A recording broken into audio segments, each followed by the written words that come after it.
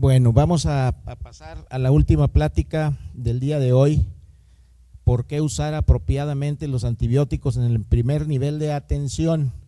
Para esta plática nos va a hacer el favor de exponerla la doctora Mari Carmen Martínez. Ella es Martínez Sandé. Ella viene de la Ciudad de México, tiene una licenciatura en medicina que la terminó en el 87 en la Facultad de Medicina de la Universidad Autónoma de México. Tiene un posgrado en medicina familiar del 88 al 91 que hizo en Ciudad Obregón, Sonora. La principal área de interés es la farmacología clínica.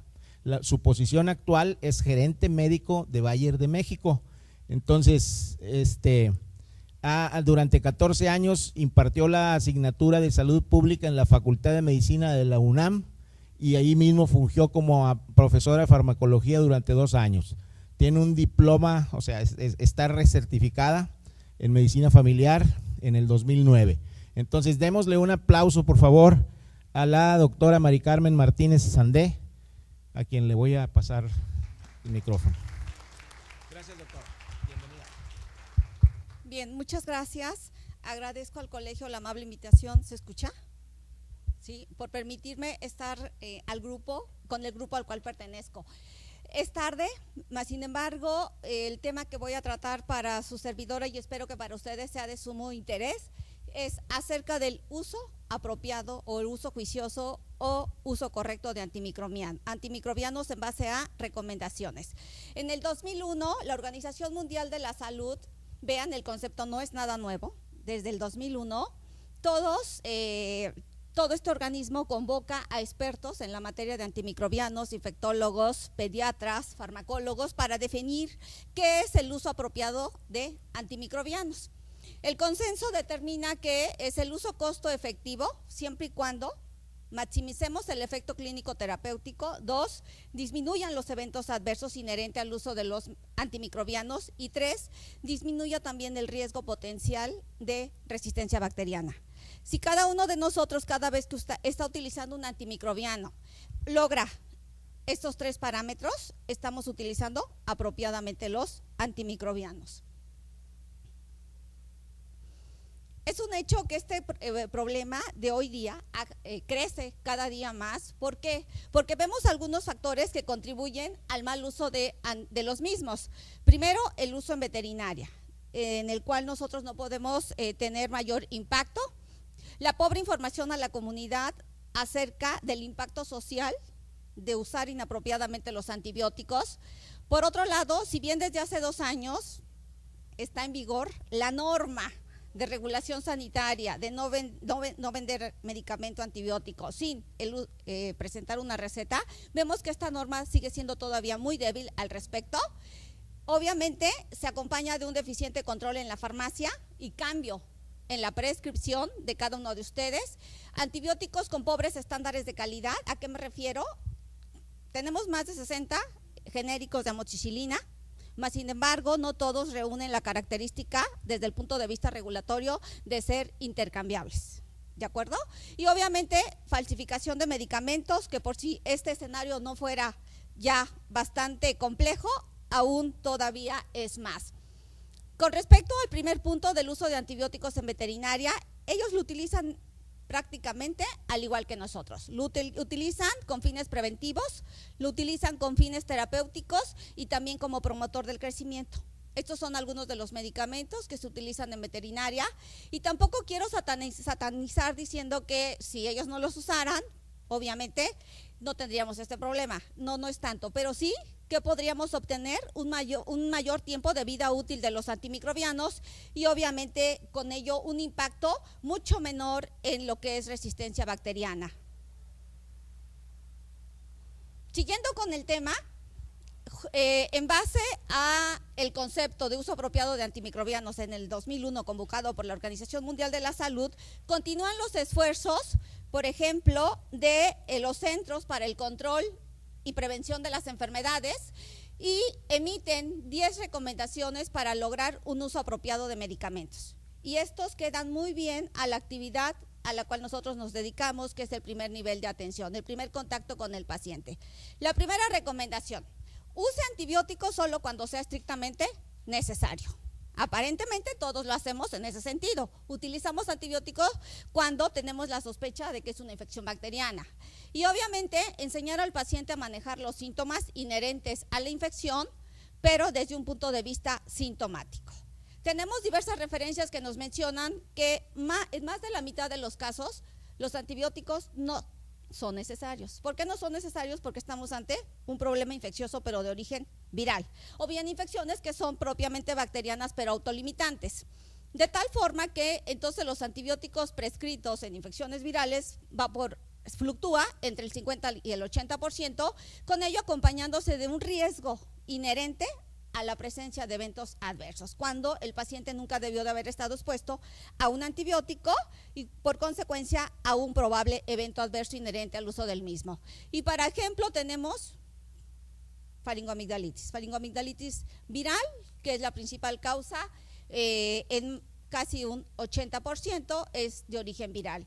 Y otros ejemplos, pues obviamente es otitis media aguda, rinosinusitis aguda, exacerbación de bronquitis crónica, etcétera. Quiero retomar el tema de rinosinusitis.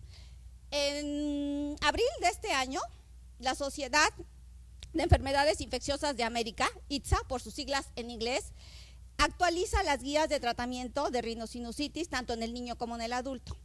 Y empieza el panel de expertos primero con una aclaración o un énfasis importante en cómo realizar el diagnóstico de rinosinusitis entre viral y bacteriana, porque desde ahí prácticamente fincamos el uso o no uso de un antimicrobiano. Esta es la historia natural de una infección respiratoria aguda pero de origen viral. Prácticamente, si ustedes recuerdan, la fiebre no es un síntoma pivote en rinosinusitis aguda bacteriana. No es un síntoma clave. Claro que tenemos los síntomas de congestión, de irritación nasal, secreción nasal, etcétera. Cuando un paciente presenta esta historia de, primero, en las primeras 48 horas presentar fiebre, y justo cuando la fiebre está disminuyendo, empiezan a aparecer los síntomas respiratorios propiamente, estamos ante un cuadro de rinosinusitis de origen viral.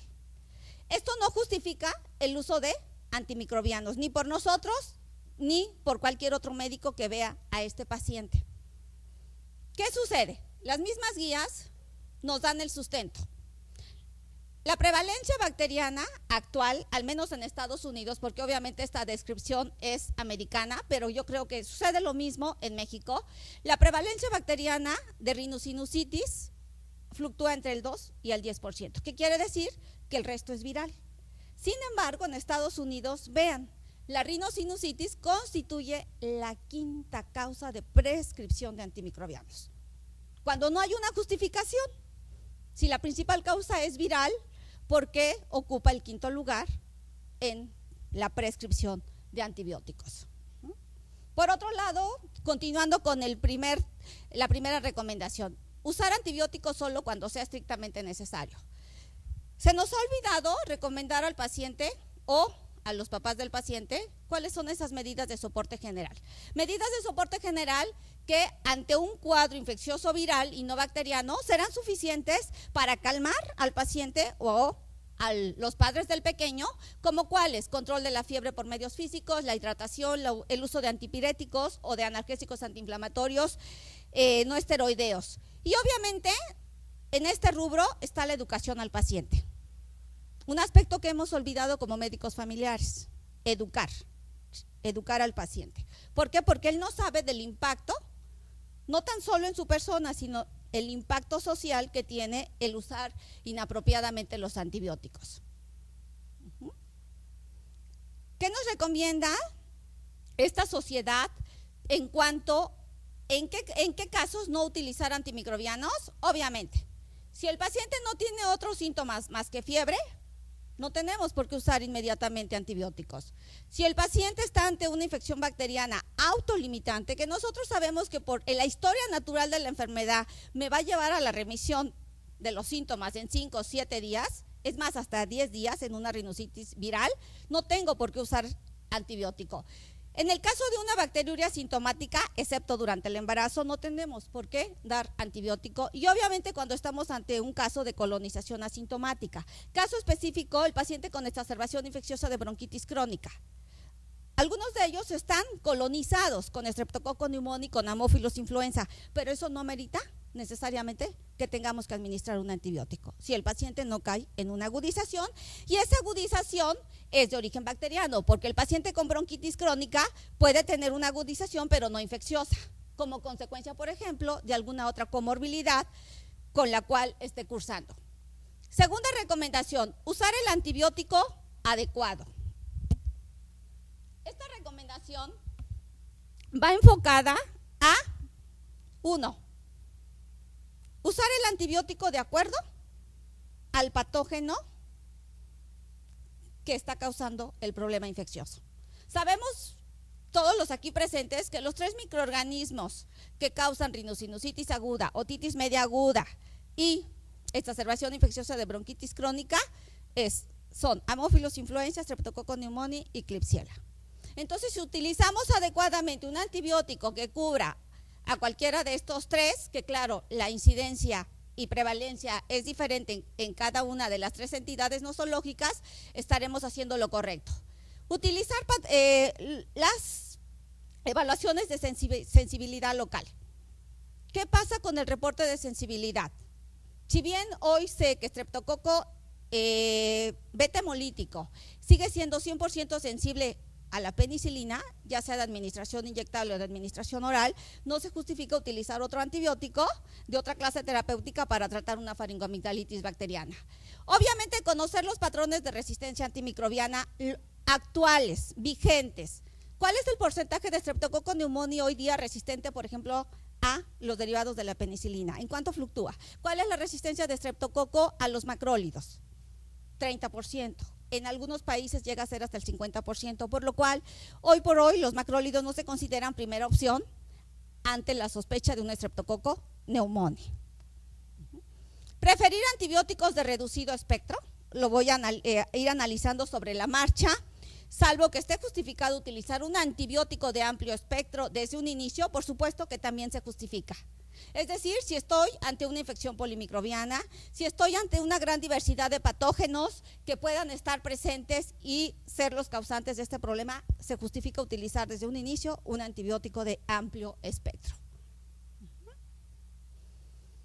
Seleccionar el antibiótico adecuado en base al microorganismo identificado plenamente, pareciera muy sencillo.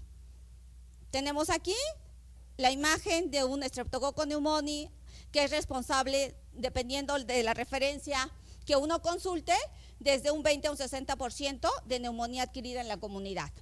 Haemophilus influenza, no tipificable, también como causante de neumonía adquirida en la comunidad, un 10%, y el resto de estas bacterias llamadas atípicas, que son responsables del otro 20% de neumonía adquirida en la comunidad. Entonces, si yo identifico plenamente que este es el principal microorganismo responsable de neumonía adquirida en la comunidad, que es la que nosotros en nuestra práctica clínica observamos, registramos, en base a esto yo puedo elegir, por ejemplo, un antibiótico beta-lactámico o bien una fluoroquinolona respiratoria desde un inicio, y estoy haciendo lo correcto. Tercera consideración o recomendación: utilizar los antibióticos en base a los parámetros farmacocinéticos y farmacodinámicos. Perdón, esto quiere decir farmacocinética y farmacodinamia. Utilizando el antibiótico por el periodo de tiempo más corto, pero siempre y cuando alcancemos eficacia clínica. Está plenamente identificado hoy cuando hacemos una correlación de los parámetros de la farmacocinética del antibiótico con su mecanismo de acción y obtenemos valores como concentración máxima en el plasma, concentración máxima tisular, el valor del área bajo la curva de 0 a 24 horas, en el caso de que sea una quinolona respiratoria.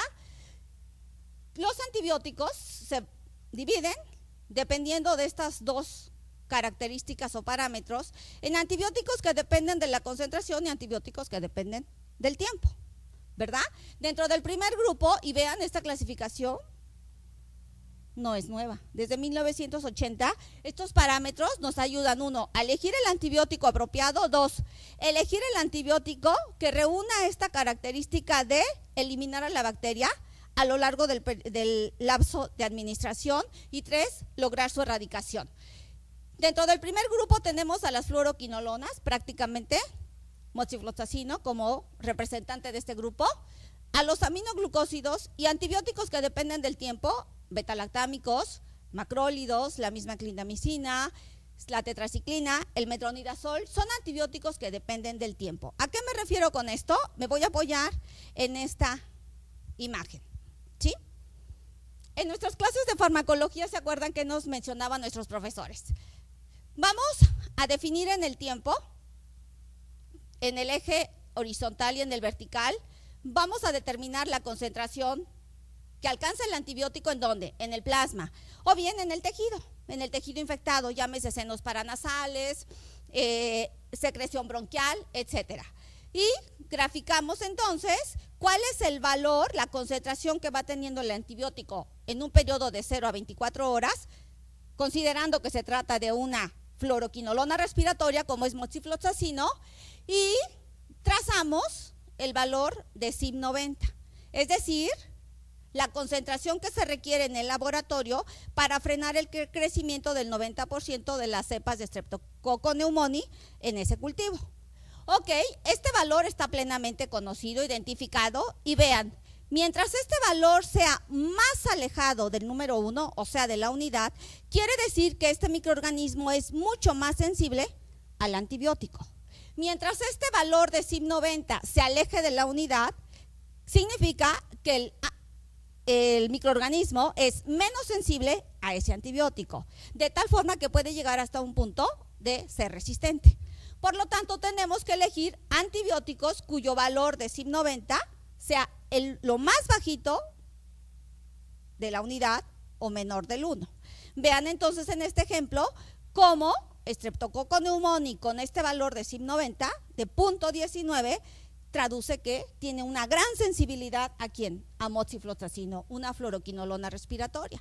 Entonces obtenemos, aquí se inicia la administración de moxifloxacino tiempo 0, llega el punto en el que se alcanza una máxima concentración X del antibiótico, ¿en dónde? En el plasma primero, pero también lo podemos ubicar en el tejido infectado, y a lo largo del tiempo, ¿qué concentración se va registrando en este tejido infectado? Lo importante de determinar esto, doctores, es que yo puedo garantizar que esa fluoroquinolona respiratoria, llámese moxifloxacino, permanentemente a lo largo de 24 horas está manteniendo un efecto bactericida, está teniendo una erradicación constante de Streptococcus pneumoniae. ¿Eso en qué se va a traducir? Erradicación bacteriana y eficacia clínica, y que el paciente se cure. Pero esto solo lo podemos garantizar con una quinolona, obviamente, que lleva a cabo, registra este modelo. Pero si yo quiero utilizar un genérico, que afortunadamente ahorita no hay genérico de moxifloxacino, pero vamos a colocar el ejemplo de una moxicilina, que hay más de 50, no puedo arbitrariamente elegir cualquier amoxicilina, sino debo de elegir una amoxicilina que me garantice que su eficacia clínica a lo largo de 8 horas o a lo largo de 12 horas, si fuera con ácido clavulánico, siempre mantenga bañada la bacteria de antibiótico. ¿Para qué? Para eliminarla, para erradicarla. Hay algunas variables farmacocinéticas, ojo, en ocasiones cuando el paciente no se alivia, inmediatamente podemos adjudicar que es porque hay resistencia bacteriana, y no necesariamente. La farmacología nos puede ayudar también a sospechar por qué un paciente pudiera estar fallando al tratamiento, a pesar de que sé que el microorganismo es sensible al antibiótico. ¿Por qué? Porque puede estar sucediendo, por ejemplo, esto es otra vez la variable de tiempo sobre concentración. ¿Qué tenemos? Este es el original, ya el antibiótico que ustedes quieran en este momento imaginar en su mente, moxifloxacino, amoxicilina, una cefalexina, etcétera. ¿Sí? Pero esta determinación, que es el estándar y que por primera vez se registra de un medicamento, este que está con los círculos azules, es el promedio de registro de un grupo de individuos que recibieron por primera vez ese medicamento. por primera vez, ese antibiótico, ¿de acuerdo? Entonces es el promedio de los valores de este antibiótico a lo largo del tiempo. Pero pueden existir variables inherentes al individuo. Uno, que me permiten tener mayor concentración del medicamento, como ejemplo, su servidora. Si me someto a la misma cantidad de un antibiótico que una persona de mayor peso y de mayor estatura, pues obviamente esa persona, ese individuo registra esta curva, pero su servidora registra la de arriba. ¿Por qué? Porque soy bajita y de bajo peso. Entonces alcanzo mayor concentración del antibiótico en el plasma o en el tejido y eso me permite seguir garantizando eficacia terapéutica, pero también en un momento dado me puede exponer a tener un mayor riesgo. Una insuficiencia renal en este mismo individuo, que al contrario tarda en eliminar el antibiótico, vean, entonces este individuo también alcanza concentraciones más altas y también pudiera estar expuesto a un efecto tóxico. ¿Esto qué quiere decir?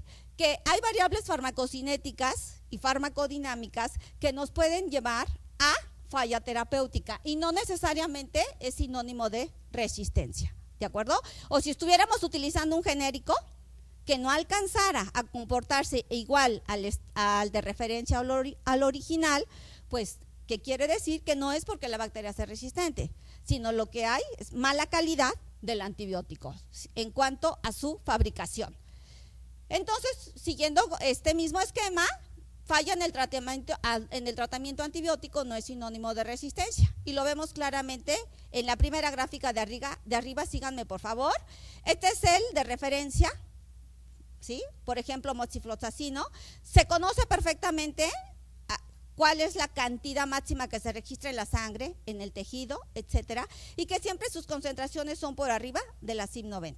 Pero ¿qué sucede si utilizamos, por ejemplo, o el paciente dice, pues si una tableta al día me alivia, ¿qué pasará si me tomo 2? ¿Se toma 2? Ah, perfecto, pues sí, lo que hace es esto. Aumenta su concentración máxima porque se está tomando 2 tabletas de amoxicilina, 2 tabletas de cefalexina, pero puede ser que inmediatamente caiga la curva o puede ser que se mantenga en el tiempo. Pero esta máxima concentración en la sangre también puede llevar a eventos adversos.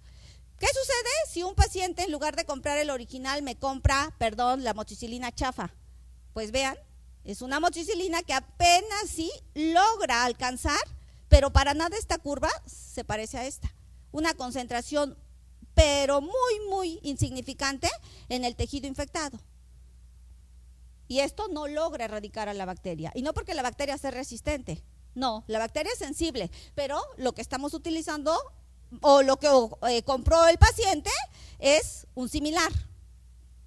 Tercera recomendación, continúo con la tercera, considere la farmacocinética cuando use el antibiótico y el tratamiento más corto. Hay guías, doctores. Hoy por hoy hay guías locales, guías nacionales, guías europeas, guías americanas, que no es su servidora quien lo dice, son las guías. En otitis media aguda, 7 días en niño mayor de 2 años y 10 días si el niño es menor de 2 años. ¿Por qué? Porque sabemos que el grupo target para otitis media aguda son los lactantes menores y mayores. ¿Y qué nos dicen las guías? Que amoxicilina a dosis alta, 90 miligramos por kilogramo de peso, sigue siendo primera elección. Y que en algunos casos, obviamente, si el niño en ese primer mes que llega con ustedes tuvo contacto con el antibiótico, con amoxicilina previamente, puedo utilizar amoxicilina más ácido clavulánico de primera instancia. En rhinosinusitis aguda bacteriana, si se trata de un niño, el tratamiento va a 10 días y si se trata de un adulto, de 5 a 7 días. Y obviamente amoxi en el primer grupo y moxifloxacino en el segundo grupo son los antibióticos de elección. Entonces, y así podría detenerme en todas las demás indicaciones, en donde debemos sustentar nuestra prescripción basada en prácticas de guía clínica.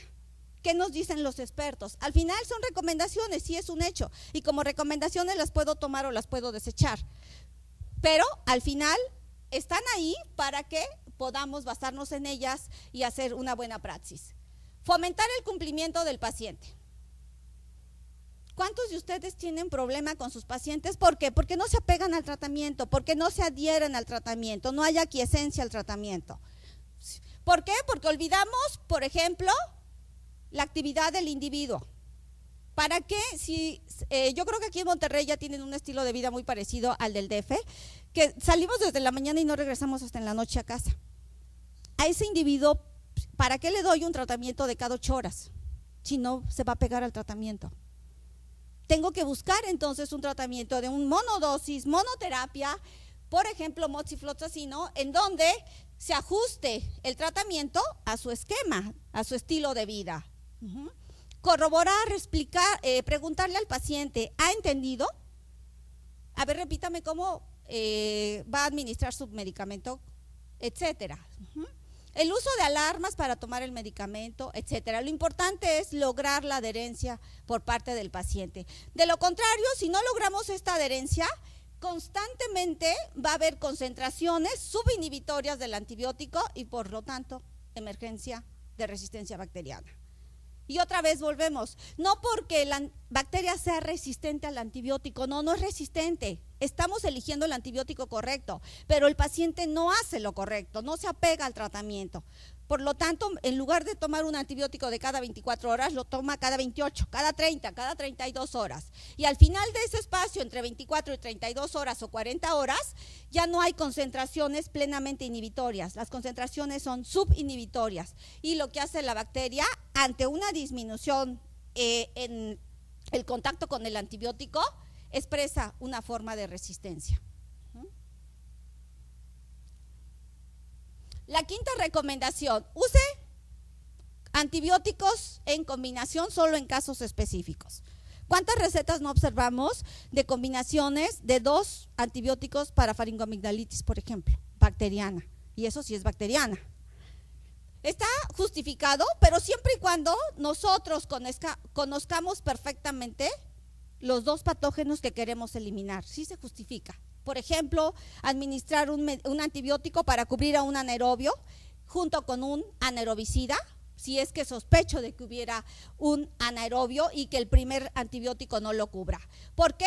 Porque sabemos que la mayoría de las infecciones que nosotros tratamos en el primer nivel, las infecciones adquiridas en la comunidad, salen perfectamente, se corrigen perfectamente con monoterapia. ¿De acuerdo? ¿Qué pasa, doctores, si utilizamos 2 antibióticos? Estoy exponiendo a este individuo a una mayor cantidad de antibióticos. ¿Qué hacen esos antibióticos? Si uno por separado me puede llevar a una selección de resistencia, imagínense 2.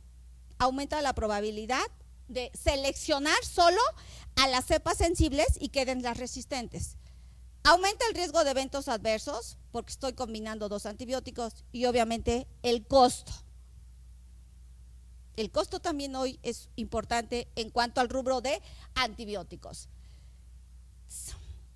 Siguiente recomendación, evita antibióticos con pobre control de calidad. Híjole, este es un tema que no nos atañe desde el punto de vista de que no influimos o cómo corroborar la calidad de la amoxicilina, la calidad de la penicilina, pero varios de los fracasos clínicos se sustentan en esto, en que esas sales, esas marcas no cumplen con los altos estándares de calidad. La norma menciona que un genérico, para que se califique como intercambiable, debe de caer en el rubro de su farmacocinética entre 85 y 125, igual a la de su referencia. Es decir, me comporto más o menos parecido a la amoxicilina original en un rango de 85 menos o bien 25% más.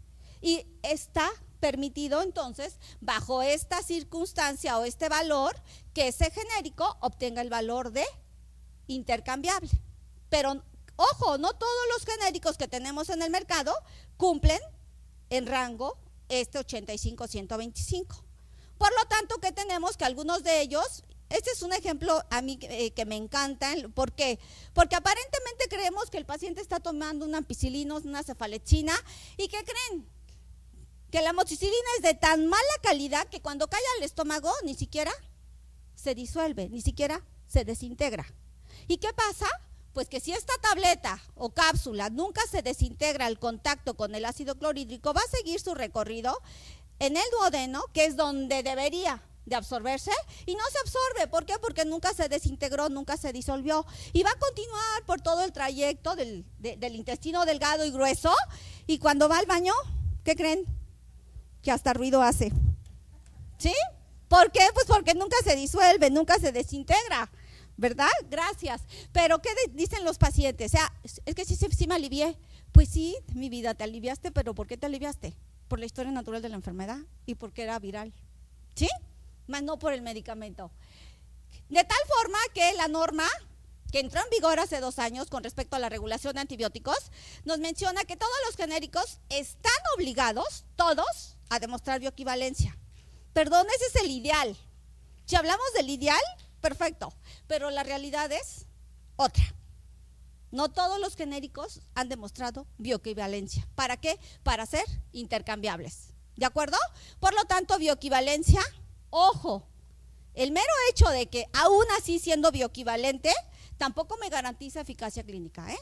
Tampoco. ¿Por qué? Porque recuerden que puedo tener justo un genérico que caiga aquí en el 85% de su farmacocinética, se comporta igual al de referencia. Híjole, 85, pero por un punto porcentual estuviste a punto de no obtenerla. ¿Y qué tanto es 84 contra 85? Sí, puede ser la diferencia entre que me alivie o se complique. Esto es lo que traté de explicarles hace un momento. Este es el de referencia. Este es la amoxicilina, la cefalexina, el moxifloxacino, el vardenafil, etcétera, ¿sí? Es el de referencia. Todos los demás genéricos que quieran participar en este mercado tendrán que demostrar que se comportan igual al original, ¿de acuerdo? Al de referencia. Ya sea con menos concentración en el plasma, con menor valor del área bajo la curva de todo esto, entre 85 o bien te doy un rango de 25 más de lo que tiene este y te puedo dar la bioequivalencia. Pero ese es el ideal, doctores. 7, desapruebe la recomendación. Otra vez la norma. ¿Qué dice la norma? Pues la norma menciona que si no hay receta no hay antibiótico. ¿Eso es cierto? El médico de la farmacia se encarga de cambiar lo que usted dio, ¿no? Si usted da penicilina inyectable, él se la cambia oral. Ok, pues entonces lo de la norma, perdón, no se aplica al 100%, pero no es un problema inherente a México. En países desarrollados también lo viven en un 20 o un 40%. Por lo tanto, la comunicación es clave. ¿Para qué? Para que el paciente también exija que se respete la prescripción de cada uno de ustedes. Y es un riesgo, por ejemplo, ¿por qué? Voy a colocar el ejemplo del ciprofloxacino. El único ciprofloxacino de liberación prolongada, solo hay uno en México, ¿sí? Que se administra cada 24 horas, porque requiere una tecnología especial. Solo ese ciprofloxacino de liberación prolongada puede administrarse cada 24 horas. Si el chico de la farmacia cambia el ciprofloxacino de liberación prolongada por otro ciprofloxacino más económico y que no es de liberación prolongada, obviamente, perdón, eso puede ser causa de falla terapéutica. Es el mismo ciprofloxacino, sí, pero este no tiene, un comportamiento nada parecido al de liberación prolongada.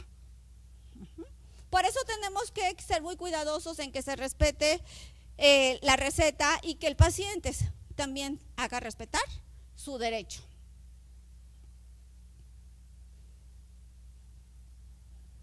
Esto pareciera fácil, y si les pregunto a ustedes que son institucionales, me dirían, esto es bastante obvio, yo no sé para qué lo anota, pero verán que no es obvio. Tenemos guías de práctica clínica, sobre todo a nivel institucional, que parten del gobierno federal y que es una guía de referencia rápida y está enfocado a todo el sector salud, independientemente del área en la cual trabaje. Pero vean que también contamos con guías americanas sobre todo. Por ejemplo, ITSA este año acaba de actualizar faringoamigdalitis, acaba de actualizar neumonía, acaba de actualizar rinosinusitis, infecciones intraabdominales. Si tengo duda, puedo ingresar a la página y consulto las guías ITSA o bien de la Academia Americana de Pediatría, etcétera. Para pie diabético también se acaban de actualizar, justo creo que se emitieron hace 4 meses. Perfecto, pero ¿qué pasa? Este reciente estudio del 2012 nos dice todo lo contrario, que aunque hay guías de práctica clínica en Estados Unidos, tampoco se siguen. Podemos sentirnos aliviados, ellos también tienen ese problema, ¿sí? No tan solo nosotros. No hay correlación entre las guías y lo que hacemos.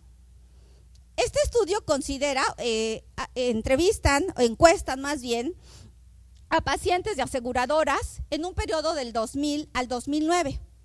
Y si consideramos hasta esa fecha del 2009, en el caso específico de rinosinusitis, hasta abril del 2009, que se emiten las guías de ITSA, el antibiótico de elección para rinosinusitis era amoxicilina. Amoxicilina simple. A partir de mayo de este mismo año, las guías recomiendan, sobre todo en el niño, amoxicilina más ácido clavulánico. A partir de mayo de este año. Entonces hacen un análisis y concluyen. En el caso de rinosinusitis aguda, los antibióticos fueron prescritos en 83% de los pacientes. ¿Es mucho o es poco? Es mucho, ¿sí? Porque dijimos que la rinosinusitis de origen viral es del 2 al 10%, dependiendo de la casuística. Entonces, pues ellos también prescriben mucho antibióticos. Vean, ¿y qué antibióticos prescribieron? Pues nada de lo que dice ITSA, nada de lo que dicen las guías. Amoxicilina, 17%, cuando debería de ser el 100%. Macrólidos, 29%, cuando hoy conozco que la resistencia de Streptococcus neumonía macrólidos, dependiendo de la referencia, puede ser de 30 a 40%. No está indicado utilizar un macrólido, sobre todo un azálido, para rinosinusitis aguda. Fluoroquinolonas respiratorias, 19%, es válido, pero siempre y cuando analicemos el caso de cada paciente. Por ejemplo, si tengo un paciente que es alérgico a penicilina, obvio, tengo que buscar otra, ¿sí? Y esa otra puede ser una fluoroquinolona respiratoria del tipo D, moxifloxacino. Y vean, amoxicilina con ácido clavulánico, 16%. Entonces, los médicos americanos también hacen una buena praxis médica en base a guías, ¿no, verdad? ¿Ok? Ya casi para terminar, ¿no es cierto? Confíe racionalmente, híjole, lo del laboratorio de microbiología. A nivel institucional, segundo o tercer nivel, llevan un registro muy importante, muy reciente, muy actualizado de sensibilidad antimicrobiana. ¿Para qué? Para utilizar apropiadamente los antibióticos. Pero ¿cómo podemos nosotros confiar en el técnico, porque no es el químico, y en el resultado? Y además, recordar, en algunas ocasiones estamos teniendo cultivos contaminados. Entonces, lo que estoy tratando no es la infección, lo que estoy tratando es la contaminación. ¿De acuerdo? Y por otro lado, recordar que lo que está sucediendo in vitro, cuando obtenemos ese cultivo, esa muestra y la cultivamos, esas características in vitro son diferentes a las que realmente son in vivo. Y que por lo tanto puede haber un desfase en cuanto a eficacia clínica y erradicación bacteriológica. Y además todavía les preguntaría, y aparte, no sabemos interpretar el resultado de pruebas de sensibilidad. Ese es el otro punto. Prescriba antibióticos, ya el último, empíricamente, pero inteligentemente. Es un hecho. Prescribimos antibióticos en base a conocimiento empírico, pero no es tan empírico. ¿Por qué? Porque hoy plenamente tenemos identificado cuáles son los 3 principales otopatógenos. Tenemos conocemos cuáles son los microorganismos que más frecuentemente causan EPI, enfermedad pélvica inflamatoria. Entonces no es tan empírico como el nombre lo menciona. Vean, y además hay que conocer la sensibilidad local. Se justifica hoy, por ejemplo, contra Streptococcus pneumoniae causante de neumonía adquirida en la comunidad, exacerbación infecciosa de bronquitis crónica, seguir utilizando, por ejemplo, claritromicina cuando la resistencia es mayor del 30%. En cambio, para fluoroquinolonas es menor la resistencia de Streptococcus pneumoniae, sobre todo menor del 1%. Y en este rubro contribuyen no todas las fluoroquinolonas, también hay que aclarar, sino levofloxacino, por el mal uso que estamos utilizando, el mal uso que se está haciendo de ella.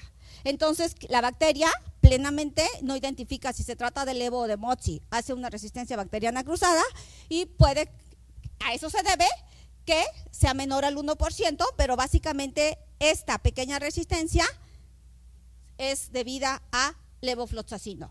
Por otro lado, la resistencia de Streptococcus pneumoniae, vean, 25% a penicilina, 40% a macrólidos y es nula para fluoroquinolonas. Por lo tanto, cuando estamos utilizando una quinolona respiratoria para una neumonía adquirida en la comunidad en el adulto, una rhinosinusitis bacteriana en el adulto, en donde es aparte alérgico a la penicilina, estoy haciendo lo correcto, ya desde el punto de vista de las guías y desde el punto de vista de la sensibilidad local.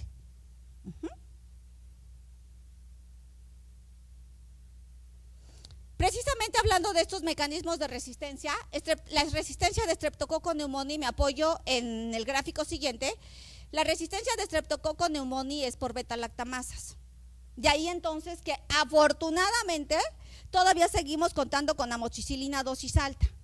El Streptococcus pneumoniae hasta cierto punto es tonto. ¿Por qué? Porque aumentamos las dosis de amoxicilina y aquellas cepas que son resistentes se vuelven sensibles.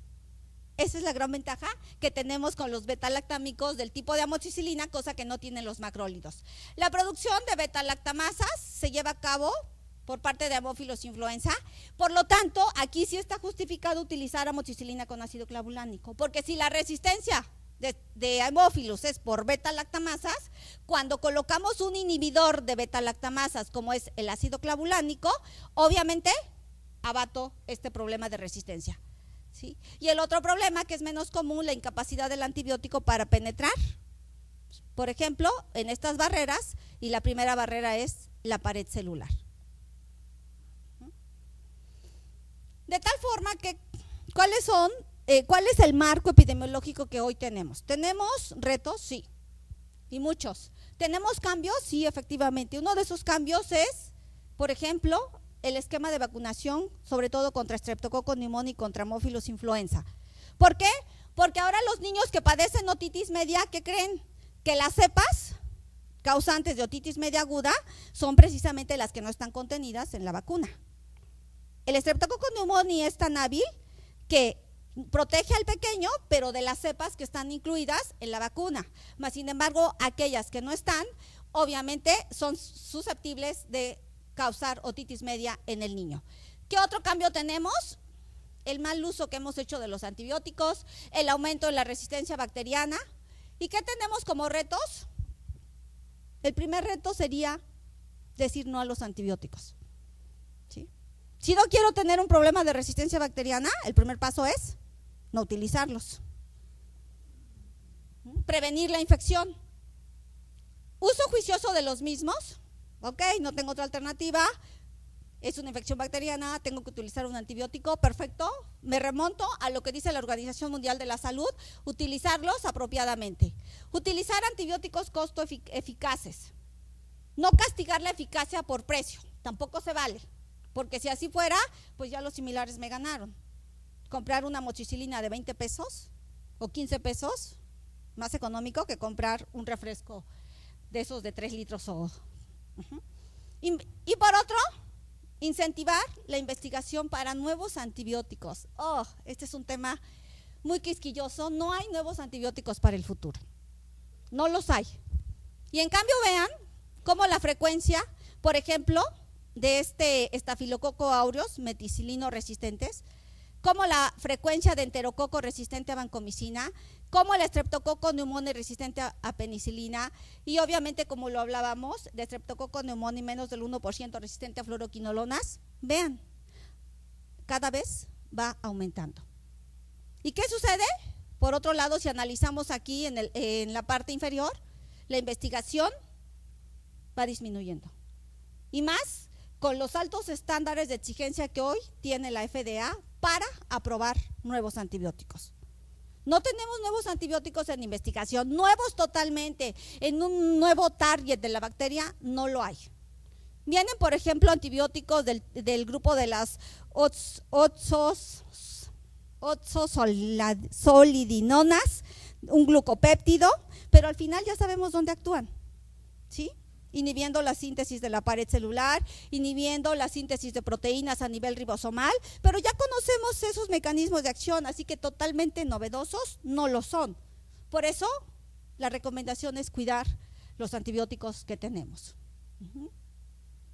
Ya por último, quiero platicar acerca de la campaña de prevención de resistencia bacteriana.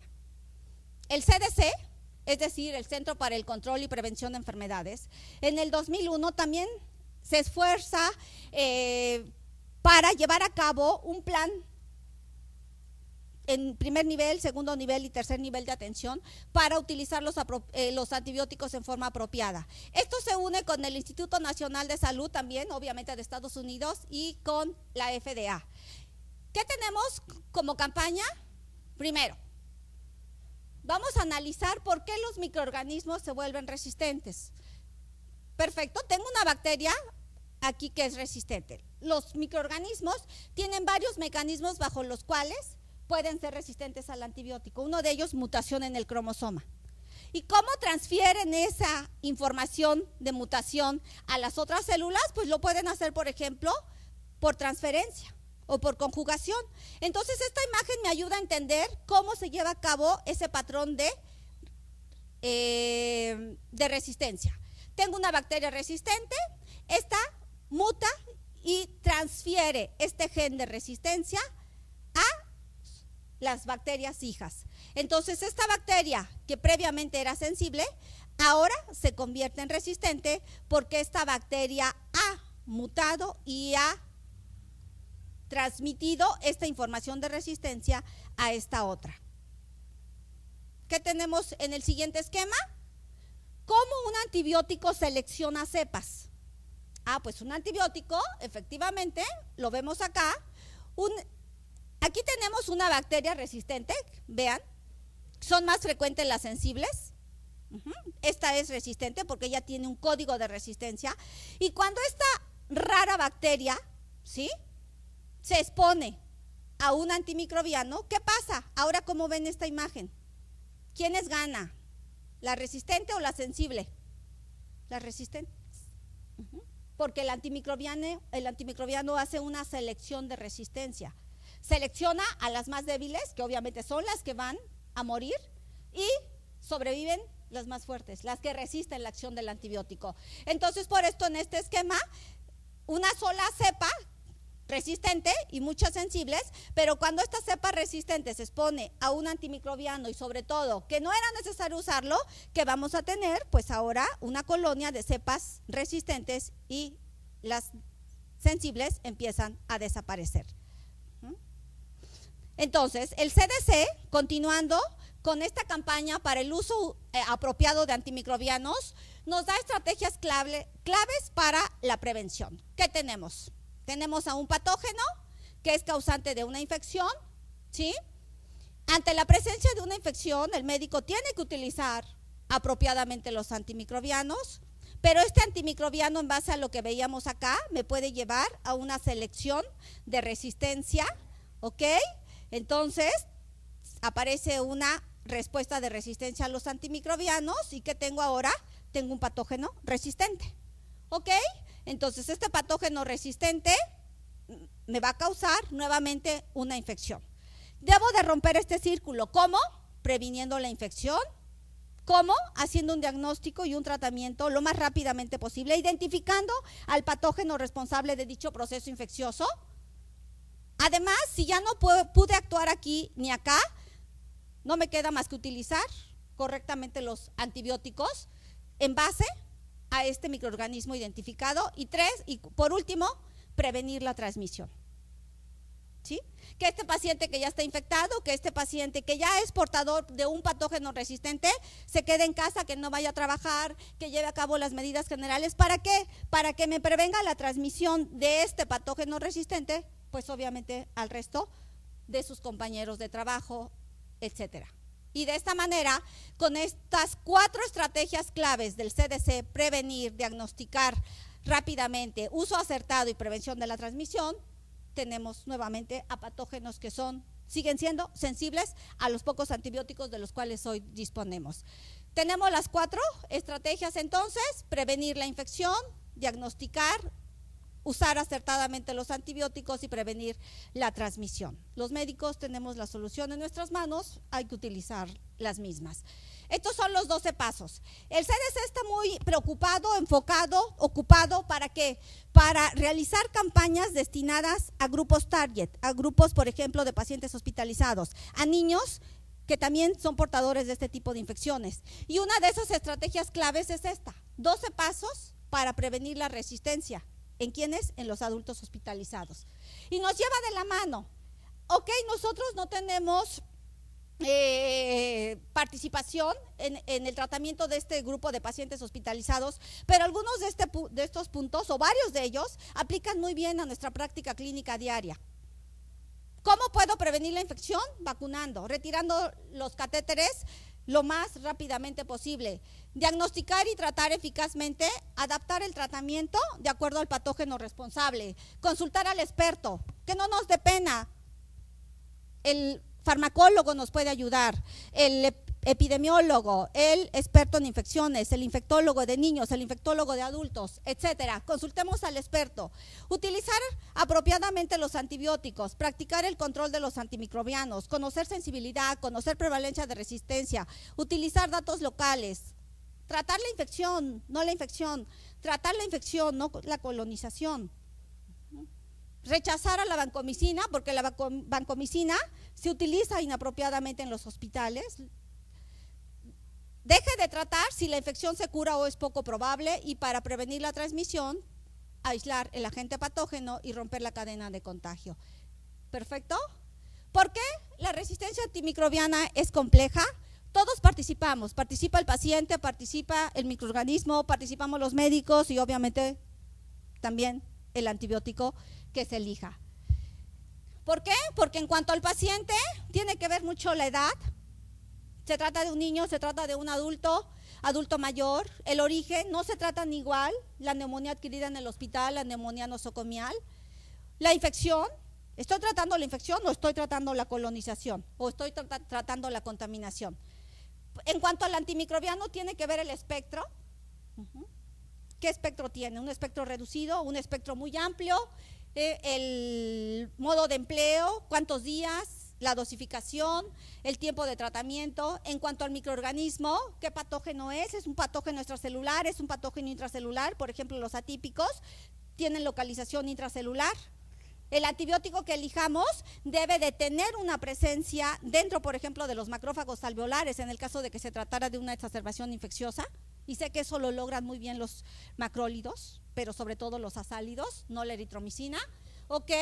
Y obviamente las quinolonas, por eso también cubren a los atípicos, específicamente MOXY, y obviamente conocer los patrones de resistencia. ¿Para qué? Para seguir utilizando apropiadamente los antibióticos. Y también conocer si estoy ante un fenómeno de resistencia múltiple. Un estafilococo aureus que ya es resistente al linezolid, que es resistente a vancomicina, un enterococo que también ya sea resistente al linezolid o a vancomicina. Esto es lo que he tratado de explicar en los slides anteriores, el principio de la selección natural. ¿Por qué los antibióticos cuando se utilizan inapropiadamente hacen una selección? Pues es muy sencillo de entender. El medio, tal cual, lo hace con nosotros, pues con las bacterias aplica lo mismo. El medio selecciona a los individuos más aptos y son estos los que sobreviven. Entonces, ¿qué tenemos? Que estas bacterias sensibles poco a poquito van desapareciendo y las que sobreviven son las cepas resistentes. ¿Por qué? Porque es una ley de la selección natural, por eso el antimicrobiano selecciona y por eso la recomendación de utilizar el menor tiempo posible los antibióticos, utilizar solo los antibióticos de amplio espectro cuando esté justificado, de acuerdo a la historia natural. Mientras más amplio es el espectro, obviamente mayor selección. ¿Para qué? Para que dejen de existir esas cepas sensibles y permanezcan las resistentes. Como conclusiones, ¿voy en tiempo? ¿Sí? 5 minutos me dice el doctor, perfecto, lo tengo fríamente calculado. ¿Qué tenemos como conclusiones? Obviamente, reconstruir este panorama más a nuestro favor y en nuestras manos está la solución. Utilizar apropiadamente los antibióticos es primero, lo ideal es que el paciente no se infecte, lo ideal es prevenir. Una vez que ya no pude detener ese proceso, el paciente requiere de un antibiótico, ok, vamos a utilizar el antibiótico más ad hoc al patógeno, el antibiótico al cual dicho patógeno sea más sensible por el periodo de tiempo más corto. El uso inapropiado conlleva resistencia bacteriana, está plenamente demostrado, hay múltiples estudios hoy en día acerca del fenómeno de resistencia bacteriana. ¿Urgen políticas de salud? Sí, sí urgen. Las que tenemos se deberían de aplicar, pero aplicarse al 100% y bien. Eso es un hecho. Nadie debería de cambiar nuestra prescripción, mas sin embargo, esta es una variable sobre la cual no podemos influir. Mas sí podemos aliarnos con el paciente para educarlo y que también haga respetar la receta y obviamente la gran mayoría hoy de los estudios metodológicamente bien realizados concluyen. El antibiótico que te va a ayudar a sacar a este paciente de ese proceso infeccioso, obvio, es el antibiótico que cure, es el antibiótico más seguro, pero también el de menor costo. Y aquí entra el concepto de farmacoeconomía. Con esto termino mi plática justo en tiempo. Agradezco infinitamente el que me hayan escuchado a esta hora de la tarde y después de estar aquí desde las 9 de la mañana, 8:30 y luego si ayer estuvieron en el convivio, pues mayor mérito para ustedes de estar escuchando a esta mujer durante 60 minutos. Muchas gracias. ¿Hay alguna pregunta para la doctora? ¿Algún comentario, doctor Max? Buenas tardes, soy el doctor Maximino Castillo. Primero, una felicitación realmente lo más amplia posible. Pocas ocasiones tenemos la oportunidad de escuchar informaciones tan completas, tan amplias, tan detalladas y que nos hacen caer en la necesidad justa de estar al tanto de esto, doctora. ¿Sí? Es fácil recetar, por supuesto, hasta la comadre receta y el amigo del amigo también.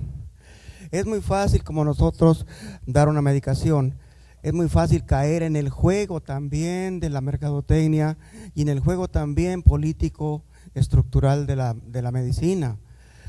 Usted hablaba en el caso de los genéricos. Yo me pregunto, ¿por qué carambas existen genéricos de baja calidad y hasta perjudicial? ¿Por qué los permiten en nuestra ley sanitaria, verdad? Si de entrada no deberían ni siquiera existir. ¿Por qué nos dejan a nosotros la necesidad y la obligación de tener que decir este fármaco sí y este no? ¿Por qué tenemos que luchar contra el síndrome SIMI? Es una gran desventaja definitivamente, ¿verdad?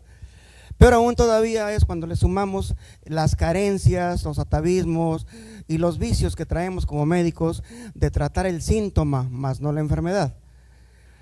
A mí me gustó muchísimo la exposición que usted hace, doctora, y ojalá en otro tiempo tengamos oportunidad. Yo ahora mismo acabo de pasar de la presidencia de la Sociedad de Medicina Familiar en Saltillo, ahora está en manos de la doctora Hilda Elba Gaona, pero me atrevo a pedirle en este caso de que esto se haga en cada foro, en cada estado, en cada lugar, porque nos hace falta conocer y saber estas cosas. Y yo sí le sugeriría, doctora, aparte de su brillante presentación, por supuesto, le sugeriría, ¿tiene usted contemplado ampliar el enfoque, el abordaje? No nada más de saber si existe un antibiótico y un antibiograma, o confirmar eso y hablar de curación, pero ¿y la clínica? ¿Ya se nos olvidó ser clínicos? ¿Ya se nos olvidó que los microbios por sí solos tienen una tarjeta de presentación? Ya se nos olvidó que suelen entrar con un uniforme, se visten de tal o cual. Ya se nos olvidó, así como el CSI, que deja huellas. Ya se nos olvidó eso. Yo les sugeriría, y si usted, doctora, lo quiere secundar, sería bueno que volviéramos a la clínica. La clínica dice muchas cosas. Antes de decidir si metemos un antibiótico, sabemos que clínicamente puede o no evolucionar como una virosis. Pero después de eso, sabemos cuándo cambian las condiciones y exige ya. No tenemos un antibiograma a la mano casi siempre. El instituto, hace no sé cuántos años, el Seguro Social, que no practica antibiogramas en muchas partes. ¿Sí? Por lo mismo, menos cultivos, ¿verdad? Ya es prohibitivo. Entonces, tenemos que abusar el sentido de la clínica en este muy importante. Si usted lo contempla y lo tiene de esa manera, valdría la pena. Y pues vuelvo a agradecerle, doctora, más que cuestionamientos, pues es un reconocimiento a su brillante presentación. Gracias, doctor, muy amable. ¿Algún otro comentario? Bueno, pues queremos agradecer a la doctora Mari Carmen Martínez Andé y le vamos a entregar su reconocimiento de la Universidad Autónoma de Nuevo León por su participación como profesora con el tema ¿por qué usar apropiadamente los antibióticos en el primer nivel de atención dentro del 12º Congreso del Regional Noreste de Medicina Familiar? Doctora. También la asociación le un pequeño presente. Gracias, gracias.